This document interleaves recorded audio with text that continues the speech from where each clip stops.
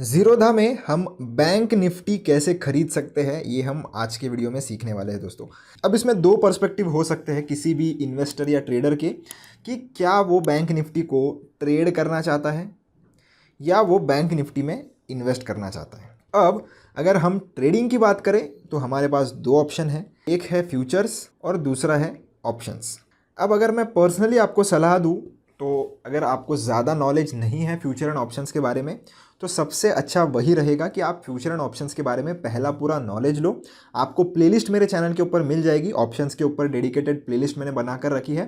Futures इतने ज़्यादा complicated नहीं होते जितने ऑप्शंस होते हैं, पर all together future and options trade करना काफ़ी ज़्यादा रिस्की होता है कंपेयर टू जो हमारी सेकंड मेथड है, जिसमें हम आराम से इन्वेस्ट कर सकते हैं।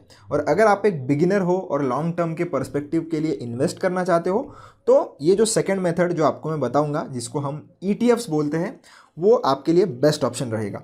तो इन केस अगर आपको इन्वेस्टमेंट ही करनी है तो आप वीडियो थोड़ा स्किप कर सकते हो, डायरेक्टली ETF वाले पार्ट पर जा सकते हो। और जिनको ट्रेडिंग कैसे करनी है बैंक निफ्टी में, क्या मेथड से, ये भी अगर जानना है तो फिर वो फ्यूचर एंड ऑप्शंस के बारे में हम एक छोटा सा कवर अप कर लेते हैं। तो सबसे पहले ये हम समझते हैं कि बैंक निफ्टी के जो फ्यूचर्स हैं वो हम कैसे सर्च कर सकते हैं। तो उसके लिए आपको सबसे पहले ये ध्यान रखना है कि फ्यूचर एंड ऑप्शंस का आपका सेगमेंट एक्टिवेट होना चाहिए। सेगमेंट कैसे एक्टिवेट करना है उसका भी वीडियो आपको चैनल पर मिल जाएगा। तो इधर ये जो सर्च बार है, सर्च बार में आकर आपको टाइप करना है बैंक निफ्टी और उसके सामने आपको डालना है FUT। अब जैसे ही आप FUT डालोगे आपको तीन चीज़ें देखने के लिए मिलेगी। अब ये तीन क्यों है? क्योंकि तो जो फ्यूचर्स होते हैं वो आप 3 महीनों तक ट्रेड कर सकते हो मैक्सिमम। तो जो भी महीना शुरू होगा, जैसे कि जुलाई का महीना शुरू है तो जुलाई का फ्यूचर अवेलेबल है, उसके नेक्स्ट मंथ का जो कि अगस्त का है, और उसके और एक नेक्स्ट मंथ का जो कि है सितंबर। तो ऐसे 3 फ्यूचर्स आपको मिलते हैं ट्रेड करने के लिए। तो ज़रूरी नहीं है कि आप जुलाई में ही करो, अगस्त में ही, सितंबर में ही करो, आपकी मर्जी है। आपको जो महीने का फ्यूचर खरीदना है आप खरीद सकते हो। अब फ्यूचर का बहुत ही सिंपल कॉन्सेप्ट होता है कि अगर जहाँ पर आपने फ्यूचर खरीदा वहाँ से अगर मार्केट ऊपर की तरफ जाती है तो फ्यूचर्स के भी प्राइसेस बढ़ेंगे और आपको प्रॉफिट होगा। अगर आपको फ्यूचर्स सेल करने हैं, मतलब अगर आपको ऐसा लगता है कि बैंक निफ्टी आने वाले समय में गिर सकता है, तो उस केस में आप फ्यूचर्स सेल कर सकते हो। तो अगर बैंक निफ्टी नीचे जाता है तो फिर आपको प्रॉफिट होगा। तो आप फ्यूचर्स में बाइंग भी कर सकते हो और शॉर्ट सेलिंग भी कर सकते हो, जो कि आप ऑप्शंस में भी कर सकते हो। पर ये हो गया सारी चीज़ें ट्रेडिंग के पर्सपेक्टिव से। क्यों? क्योंकि इधर आप लॉन्ग टर्म यानी कि 10 साल, 5 साल, 6 साल ऐसे आप होल्ड नहीं कर सकते। ये जो फ्यूचर के कॉन्ट्रैक्ट्स होते हैं ये महीने के आखिरी थर्सडे को एक्सपायर हो जाते हैं।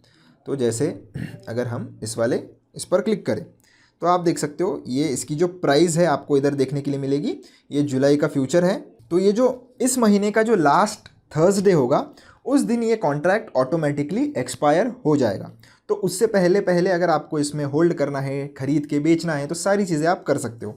तो अगर आपको इसे बाय करना है तो बाय पर आप क्लिक करिए।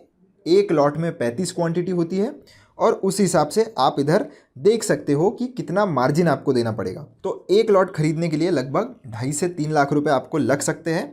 ब्रोकरेज वगैरह आप इधर देख सकते हो। तो एक ही ड्रॉबैक है फ्यूचर का कि कंपेयर टू ऑप्शन ये थोड़े कम कॉम्प्लेक्स होते हैं, पर आपको थोड़ा ज़्यादा मार्जिन यहाँ पर लगेगा। वैसे अगर आपको ऑप्शंस में एक लॉट में ट्रेड करना हो तो आपका बहुत ही कंपैरेटिवली सस्ते में काम हो सकता है, पर probability of winning in options is way lower then in futures. Options में पैसा कमाना बहुत ज़्यादा डिफिकल्ट है। अगर आपकी डायरेक्शन सही भी हो तो भी शायद आपको लॉस हो सकता है। वैसा आपके साथ फ्यूचर्स में नहीं होगा। अगर आपकी डायरेक्शन सही है तो आप फ्यूचर्स में पैसा बना लोगे। तो ये बेसिक डिफरेंस है फ्यूचर एंड ऑप्शंस में। तो फ्यूचर्स में कैसे ट्रेड करना है हमने ये तो देख लिया। अब डायरेक्टली आप जैसे ही स्वाइप टू बाय को राइट स्वाइप करोगे, जैसे आप स्टॉक्स वगैरह खरीदने के लिए करते हो, तो आपका फ्यूचर जो है वो बाय हो जाता है। अभी सेम अगर हमें करना है कोई भी ऑप्शन में ट्रेड, तो ऑप्शन में ट्रेड करना है तो काफ़ी ज़्यादा फैक्टर्स प्ले में आ जाते हैं कि स्ट्राइक प्राइस कैसे आप चूज़ करोगे, in the money, out of the money, at the money, ये सारी चीज़ें आ जाती है।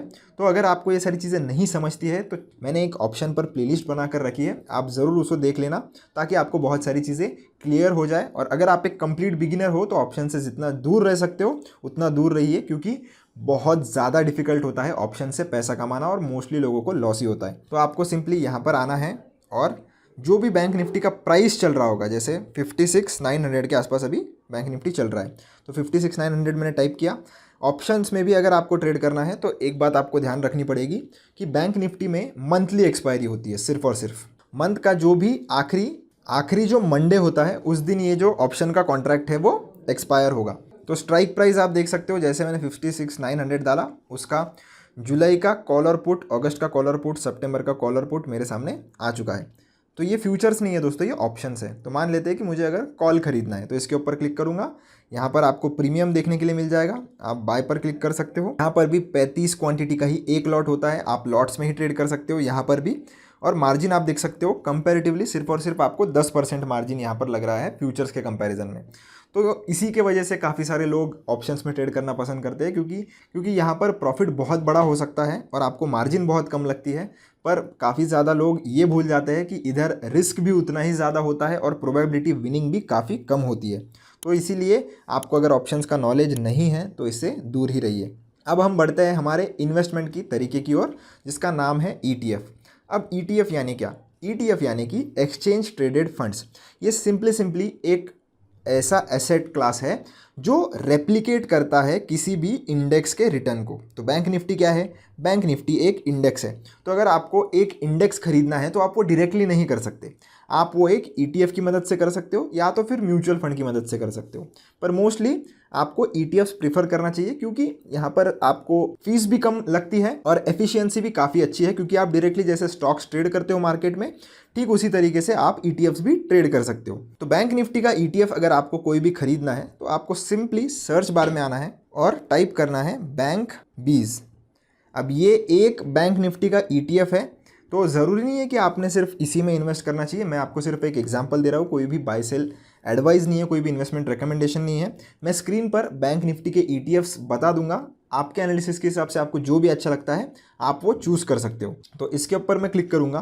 क्लिक करने के बाद सिंपली जैसे आप स्टॉक में बाय करते हो वैसे आप कर सकते हो, और रेगुलर में आपको रहना है। इधर लॉन्ग टर्म सेलेक्ट कर लेना है। इंट्राडे में आप ETFs में ट्रेड ना ही करो तो अच्छा है, कर सकते हो जैसे आप स्टॉक्स में करते हो, पर मैं रेकमेंड करूंगा कि वो जो ETF की ट्रेडिंग है वो थोड़ा एडवांस कंसेप्ट है, तो उसको हम किसी और वीडियो में डिस्कस करेंगे। तो सबसे पहले आपको क्वांटिटी लगा लेनी है, कितने नंबर ऑफ शेयर्स खरीदने हैं। जैसे मुझे अगर 10 खरीदने हैं तो 10 मैंने इधर लगा लिया। लिमिट मार्केट आप इधर से स्विच करके इसको लगा सकते हो। लॉन्ग टर्म सेलेक्ट कर लीजिए और जैसे ही आप राइट स्वाइप करोगे आपके 10 ETF बाय हो जाएंगे। तो ETFs को आप चाहे जितने दिन होल्ड कर सकते हो, टोटली स्टॉक्स के जैसा ही है, बस इसमें भी एक्सपेंस रेशो होता है जैसे म्यूचुअल फंड में होता है। तो थोड़ी बहुत फीस तो आप दे रहे हो अगर आप ETF होल्ड कर रहे हो तो, और ये जो ETF की फ़ीस होती है डायरेक्टली इसके NAV के प्राइस से ही काटी जाती है, तो आपको अलग से कोई भी प्राइस नहीं पे करना पड़ता, ये ऑटोमेटिकली आपके NAV से डिडक्ट हो जाता है। तो ये जो प्राइस आप देख रहे हो ये इसकी NAV होती है। अगर आपको इसके डिटेल्स देखना है तो थोड़ा नीचे अगर आप स्क्रॉल करोगे तो फंडामेंटल्स में अगर आप जाओगे तो यहाँ पर सब दिख जाएगा कि एसेट्स अंडर मैनेजमेंट कितना है, एक्सपेंस रेशो वगैरह कितना है। अभी एक्सपेंस रेशो काफ़ी कम है कंपेयर टू अगर आप किसी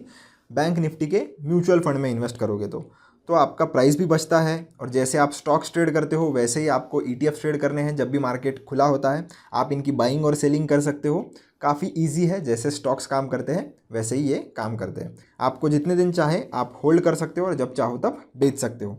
तो इसी प्रकार से दोस्तों आप बैंक निफ्टी में इन्वेस्ट कर सकते हो। होप आपको वीडियो पसंद आया होगा। अगर वीडियो पसंद आया हो तो चैनल को सब्सक्राइब कर देना, वीडियो को लाइक कर देना। अगर आपको कोई भी डाउट आता है तो कमेंट सेक्शन में पूछ लेना, मैं ज़रूर आपको जवाब दे दूंगा। मिलता हूँ नेक्स्ट वीडियो में। धन्यवाद।